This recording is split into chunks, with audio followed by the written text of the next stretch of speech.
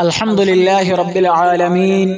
والصلاة والسلام على أشرف الأنبياء والمرسلين وعلى آله وأصحابه أجمعين أما بعد أعوذ بالله من الشيطان الرجيم بسم الله الرحمن الرحيم الذين إذا أصابتهم مصيبة قالوا إنا لله وإنا إليه راجعون۔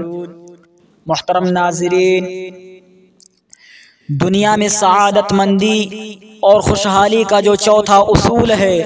وہ ہے صبر۔ صبر یعنی کسی بندے مومن کو جب کوئی پریشانی یا تکلیف پہنچے تو وہ اسے برداشت کرے، اس پر صبر و تحمل کا مظاہرہ کرے، اللہ تعالی کی تقدیر پر اپنی رضامندی کا اظہار کرے، اس پر اللہ تعالی سے اجر و ثواب کا طالب ہو، یوں اللہ تعالی اس سے راضی ہوگا اور اس کے گناہوں کو مٹا کر اسے اطمینان قلب نصیب کرے گا۔ محترم سامعین، دنیا میں ہر مومن کے مقدر میں اللہ تعالی نے کوئی نہ کوئی آزمائش لکھ رکھی ہے،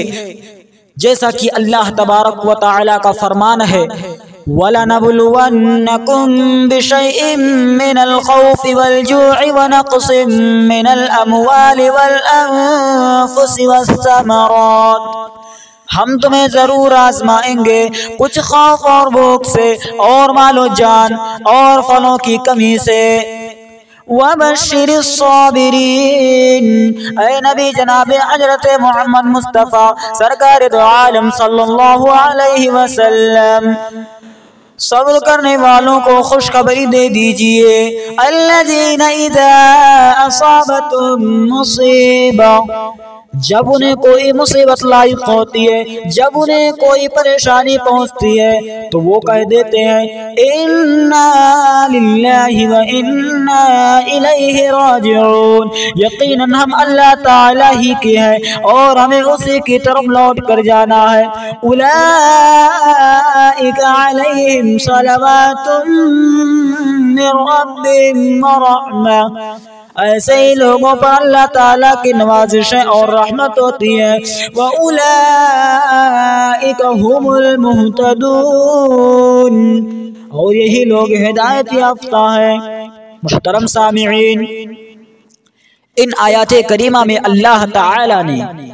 آزمائشوں میں صبر کرنے والوں کو خوشخبری دی ہے، ان پر اس کی نوازشیں ہوتی ہیں اور وہ رحمت الہی کے مستحق ہوتے ہیں۔ گویا صبر وہ چیز ہے جس سے اللہ تعالی صبر کرنے والے کی زندگی کو خوشحال بنا دیتا ہے اور اسے اپنے فضل و کرم سے نوازتا ہے۔ آزمائش کوئی بھی ہو، چھوٹی ہو یا بڑی، جسمانی ہو یا ذہنی، ہر کس اسی طرح گرا دیتا ہے جس طرح درخت کے پتے گرتے ہیں۔ تو محترم سامعین، ان احادیث سے ثابت ہوتا ہے کہ چھوٹی سی چھوٹی تکلیف اور ادنا ترین آزمائش پر، حتیٰ کہ ایک کانٹا چبھنے پر بھی